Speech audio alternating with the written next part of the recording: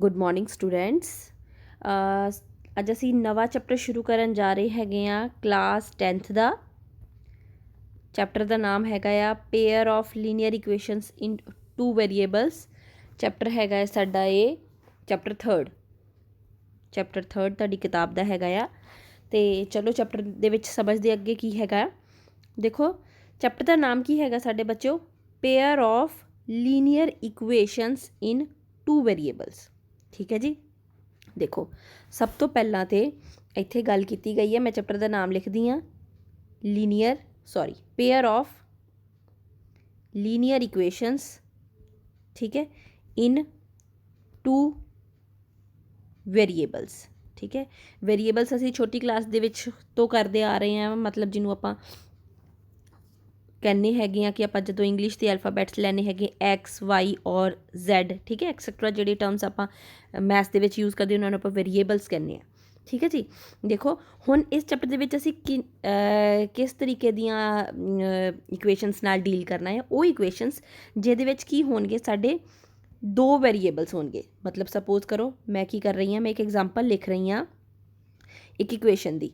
मैं एग्जाम्पल लेनी हाँ 2x + 3y = 5। हुण ये इक्वेशन की हैगी आ, this is a linear equation. हुण ये लीनियर क्यों आ, क्योंकि जिहड़े वेरीएबल्स हैगे बेटा इन्हां दी जिहड़ी पावर, इन्हां दी जिहड़ी मैक्सिमम डिग्री हैगी वो की हैगी आ 1। जदों 1 हुंदी है उदों लीनियर हुंदी है। जदों x की पावर 2 हो जाती है वो क्वाड्रेटिक हो जाती है। जदों x की पावर 3 हो जाएगी उसी तरह वो क्यूबिक हो जाएगी। ठीक है, इसी तरह इक्वेशनस जिहड़ियां अगे हायर पावर दियां आपां अगले चैप्टर में स्टडी करांगे, बट स्टिल फिलहाल असी की करांगे लीनियर इक्वेशन कर रहे हैं। इक्वेशन साड़ियाँ लीनियर हैगी आ क्योंकि डिग्री साड़ी 1 हैगी आ। नाल ही उस इक्वेशन दे विच बच्चे की हैगे आ दो वेरीएबल्स हैगे, जिवें इत्थे एक्स ते वाई हैगा है। ठीक है, वो हो गई। नाल ही इन्होंने गल की हैगी पेयर ऑफ। हुण पेयर आपां की कहने आ, जदों आपां दो चीज़ां इकट्ठियां करदे, मतलब आपां जदों जोड़े की गल करदे, जिवें साडे आईज़ का जोड़ा, साडे कोल दो अखां ने या साडे दो पैर ने, या दस पैर दे विच जो शूज़ पाउने आ जोड़े हुंदे। ठीक है, मतलब कि एक होर पेयर ऑफ एक होर सानूं इक्वेशन दित्ती होएगी, एक होर इक्वेशन एग्जाम्पल मैं लै लैनी है, जिवें 5x + y = 9। ठीक है जी। हुण इस चैप्टर दे विच बच्चों असीं दो इक्वेशनस इकट्ठियां लैके चलांगे। उन्नू आपां फरदर उहदे तो आपां एक्स ते वाई दियां वैल्यूज़ कड्डांगे, मतलब कि उन्हां इक्वेशनस नू सॉल्व करके एक्स ते वाई दियां की वैल्यूज़ आउणगियां वो कड्ढिया करांगे। ठीक है जी। मैनूं लगदा तुहानूं ओवरव्यू समझ आ गया आ।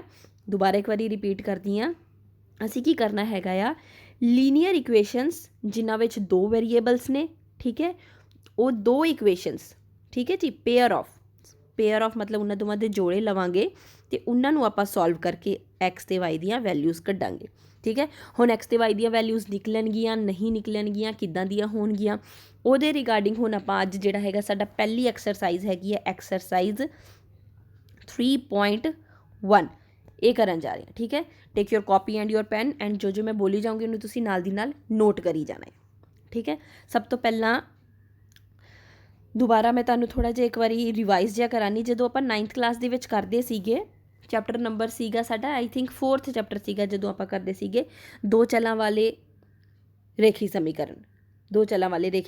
हाँ जी, तो सपोज करो आपां उत्थे एक जर्नल फॉर्म कीती सीगी एक इक्वेशन दी, जिहड़ी की सीगी a1x + b1y + c1 = 0।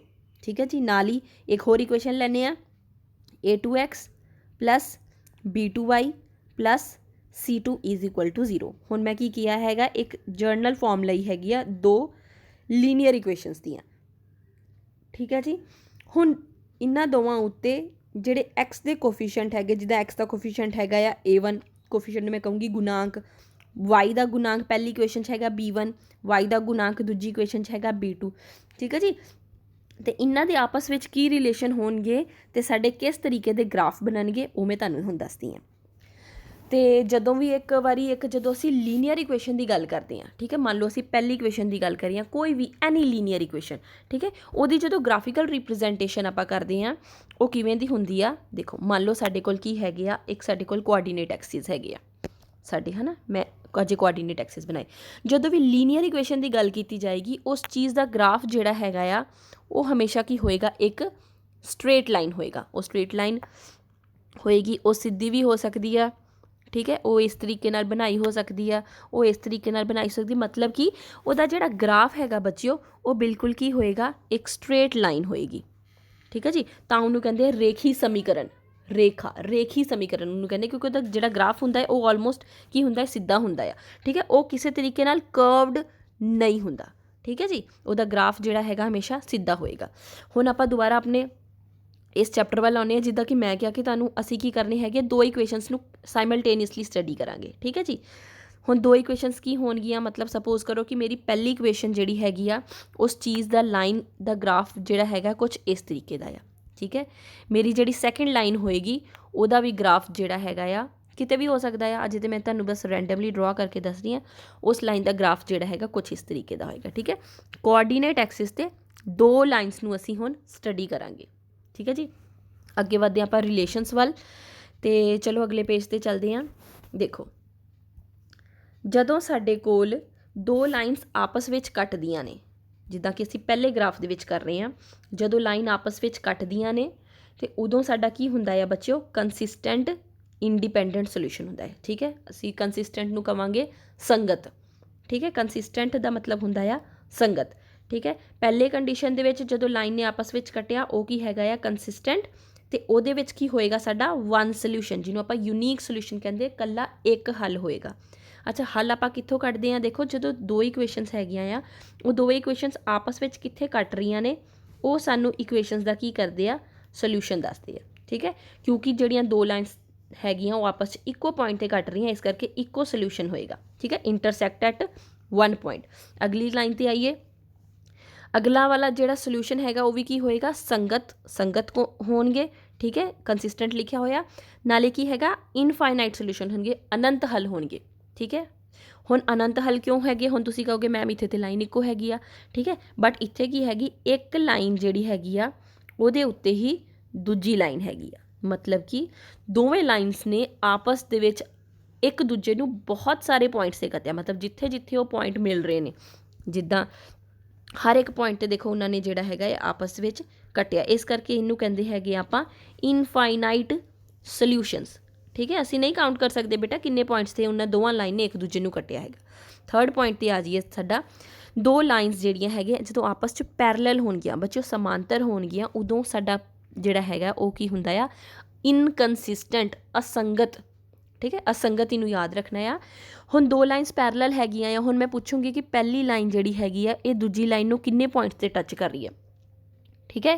ਹੁਣ ਤੁਸੀਂ ਦੇਖ ਕੇ ਦੱਸੋਗੇ, ਕੀ ਕਹੋਗੇ ਮੈਮ ਇਹ ਤਾਂ ਕੱਟ ਹੀ ਨਹੀਂ ਰਹੀ, ਇਸ ਕਰਕੇ ਇਹਦੇ ਵਿੱਚ ਕੀ ਆਏਗਾ ਸਾਡਾ ਜ਼ੀਰੋ ਸੋਲਿਊਸ਼ਨ, ਜਾਂ ਇਹਨੂੰ ਆਪਾਂ ਕਵਾਂਗੇ ਨੋ ਸੋਲਿਊਸ਼ਨ, ਠੀਕ ਹੈ ਜੀ।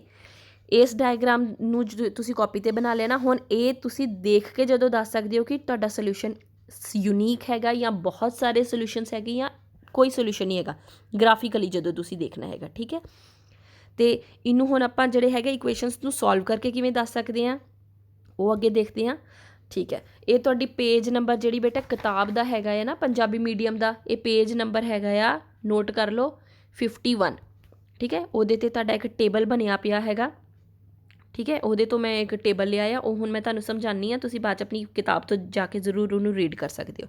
ਦੇਖੋ, ਸਭ ਤੋਂ ਪਹਿਲਾਂ ਦੋ ਇਕੁਏਸ਼ਨਸ ਹੈਗੀਆਂ, x - 2y = 0, 3x + 4y - 20 = 0, ਠੀਕ ਹੈ। ਇੱਥੇ ਕੀ ਕੀਤਾ ਮੈਂ, a1 ਦੀ ਵੈਲਿਊ ਕੱਢੀ ਆ, a1 ਦੀ ਵੈਲਿਊ ਇੱਥੇ ਕੀ ਹੈਗੀ ਬੱਚਿਓ, a1 ਦੀ ਵੈਲਿਊ ਹੈਗੀ ਆ 1, ਠੀਕ ਹੈ। b1 ਦੀ ਵੈਲਿਊ ਹੈਗੀ -2 ਅਤੇ c ਦੀ ਵੈਲਿਊ ਹੈਗੀ ਆ 0।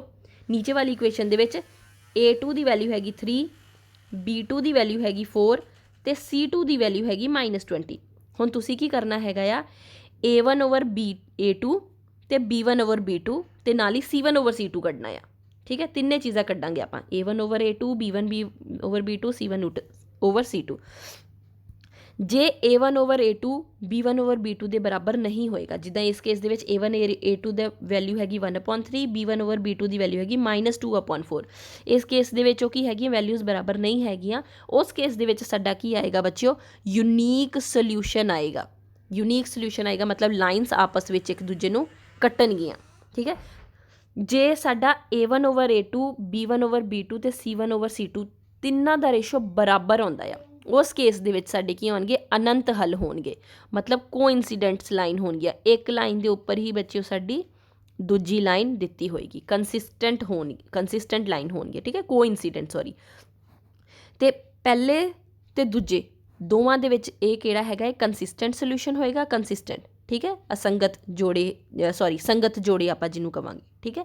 तो जिहड़ा लास्ट हैगा उहदी की होएगी जे A1/A2 B1/B2 दे बराबर हैगा आ, पर वो C1/C2 दे बराबर नहीं हैगा। उस केस दे विच साडा बच्चों की आएगा नो सोल्यूशन। नो सोल्यूशन कदों होणगे जदों साडीआं दो लाइनस जिहड़ियां हैगियां आपस च की हैगियां बच्चों पैरलल हैगियां आ, ठीक है जी। शायद तुहानूं समझ आ गया होवे। तो चलो आपां फरदर जिहड़ा हैगा एक बारी ओवरव्यू कर लीए। देखो साडे कोल की हैगियां लीनियर इक्वेशनस, ठीक है। लीनियर इक्वेशनस किस तरीके दियां होणगियां, उन्हां दे जिहड़े जोड़े हैगे वो या तो संगत होणगे, ठीक है, या की होणगे असंगत, ठीक है जी। संगत जोड़े दे विच पहला आएगा इंटरसैक्टिंग लाइनस, दूजे पासे आएगा कोइनसीडेंट्स लाइन, ठीक है। दोवें सिचुएशन दे विच सोल्यूशन हैगे आ। इत्थे ओनली वन सोल्यूशन हैगा, इत्थे इनफाइनाइट सोल्यूशन हैगे, ठीक है जी। तो सोल्यूशन जदों नहीं हैगा उन्होंने आपां की कहने हैगे असंगत, ठीक है जी। ये बेस ते क्वेश्चन किवें करना है वो भी देख लीने फटाफट। एक्सरसाइज का ही मैं तुहाडे क्वेश्चन लिया हैगा, कहंदे ऑन कंपेयरिंग द रेशियोज, असी रेशियो कंपेयर करने हैगे। फाइंड जिहड़ियां लाइनस हैगियां आ जिहड़ियां कि लीनियर इक्वेशनस नूं रिप्रजेंट कर रही आ वो दसो कि एक पॉइंट ते इंटरसैक्ट करनगियां या पैरलल होणगियां या कोइनसीडेंट होणगियां, ठीक है।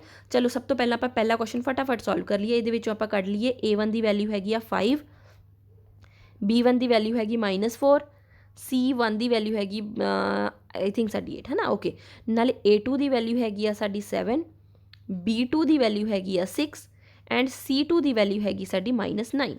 A1/A2 देखिए, A1/A2 5/7, B1/B2 साडा हैगा आ -4/6। इनू होर जे मैं कट के लिखा ये मैं की लिखूँगी -2/3। C1/C2 मेरी वैल्यू हैगी आ 8/-9। हुण इत्थों मैं की दस पा रही हाँ कि A1/A2 की जिहड़ी वैल्यू हैगी आ वो B1/B2 की वैल्यू के बराबर नहीं हैगी। देखो 5/7 जिहड़ा हैगा वो मेरा 2/3 के बराबर तो नहीं हुंदा, इस करके इहदा की होएगा, इहदा की होएगा यूनीक सोल्यूशन होएगा, ठीक है। इहदा आपां कहांगे केवल एक हल होएगा, केवल एक, ओनली वन सोल्यूशन, ठीक है। एंड इस केस दे विच साडीआं जिहड़ियां लाइनस हैगियां की होणगियां इंटरसैक्ट करनगियां एक पॉइंट ते, ठीक है जी। समझ आ गया। बस तुसीं की करना है A1/A2 B1/B2 C1/C2 कढना आ ते उन्हां नूं आपस विच कंपेयर करना है, ठीक है जी। जिहड़ा दूजा पार्ट हैगा ते जिहड़ा तीजा पार्ट हैगा इनूं तुसीं भी की कर लेना हैगा होमवर्क च कर लेना, ठीक है जी। अगला क्वेश्चन भी कुछ इदां दा ही हैगा। देखो इहदे विच तुसीं बस दसना हैगा कि कंपैरिजन करके किहड़ा कंसिस्टेंट हैगा आ या किहड़ा इनकंसिस्टेंट हैगा। कंसिस्टेंट दे विच तुसीं इंटरसैक्टिंग ते कोइनसीडेंट दोवें लओगे, ठीक है। तो जे तुहाडा पैरलल आ जांदे, जे तुहाडे नो सोल्यूशन हैगे आ वो फिर तुहाडा की आ जाएगा इनकंसिस्टेंट आएगा, ठीक है। मैं तुहानूं इहदा फोर्थ सॉल्व करके दिखानी आ। A1/A2 की वैल्यू इत्थे की आएगी, मैं फटाफट हुण शॉर्टकट करदा। A1/A2 की वैल्यू आएगी 5/-10, B1/B2 की वैल्यू आएगी -3/6, C1/C2 की वैल्यू आएगी 11/-22। इनू मैं थोड़ा होर सिंपलीफाई करदा। 5/-10 आ गया 1/2, B1/B2 की वैल्यू भी आ गई -1/2, C1/C2 की वैल्यू भी आ गई हैगी -1/2। C1/C2 की वैल्यू, B1/B2 की वैल्यू तो A1/A2 की वैल्यू। हुण देखो इस केस दे विच मेरियां जिहड़ियां तीनों वैल्यूज़ हैगियां ये की हैगियां सेम हैगियां। मैं की लिखूँगी देयरफॉर A1/A2 = B1/B2 = C1/C2। हुण तिन्ने मेरियां लाइनस की हैगियां आ रेशो की आगे बराबर आ गए। ਇਹਦਾ मतलब ਇਹ ਕਿਹੜੀਆਂ ਲਾਈਨਸ ਆ ਗਈਆਂ ਕੋਇਨਸੀਡੈਂਟ ਲਾਈਨਸ, ਇੰਸੀਡੈਂਟ ਲਾਈਨਸ ਜਿਹਨੂੰ ਆਪਾਂ ਕਹਿੰਦੇ ਹੈਗੇ ਪੰਜਾਬੀ 'ਚ ਸੰਪਾਤੀ। ਇੱਕ ਲਾਈਨ ਦੇ ਉੱਤੇ ਜਦੋਂ ਦੂਜੀ ਹੁੰਦੀ ਨਾ ਉਹਨੂੰ ਆਪਾਂ ਕਹਿੰਦੇ ਸੰਪਾਤੀ ਰੇਖਾਵਾਂ, ठीक है। ਜਦੋਂ एक लाइन के उत्ते दूजी लाइन हैगी ਇਹਦਾ मतलब की है इनफाइनाइट सोल्यूशनस, इनफाइनाइट सोल्यूशनस। हुण जो इनफाइनाइट सोल्यूशनस है मतलब सोल्यूशन तो है आ, इस करके किहड़ा सिस्टम आएगा साडा कंसिस्टेंट, ठीक है जी। बाकी क्वेश्चन जिहड़े रह गए question number 1, question number 3, 5th and 2nd जिहड़ा हैगा तुसीं कॉपी ते करना आ ਤੇ ਉਸ ਤੋਂ ਬਾਅਦ ਹੋਮਵਰਕ ਕਰਕੇ ਆਪਣੇ ਟੀਚਰਸ ਨੂੰ ਜ਼ਰੂਰ ਚੈੱਕ ਕਰਾਉਣਾ ਆ ਤੇ ਮੇਰੀ ਕਲਾਸ ਦੇ ਬੱਚੇ ਜਿਹੜੇ ਹੈਗੇ ਮੈਨੂੰ ਚੈੱਕ ਕਰਾਉਣਗੇ। ਠੀਕ ਹੈ ਜੀ। ਓਕੇ ਬੱਚਿਓ, ਨੈਕਸਟ ਵੀਡੀਓ ਮੈਂ ਜਲਦੀ ਸ਼ੇਅਰ ਕਰੂੰਗੀ। ਇੰਨਾ ਕੰਮ ਕਰੋ ਤੁਸੀਂ। Okay, bye bye.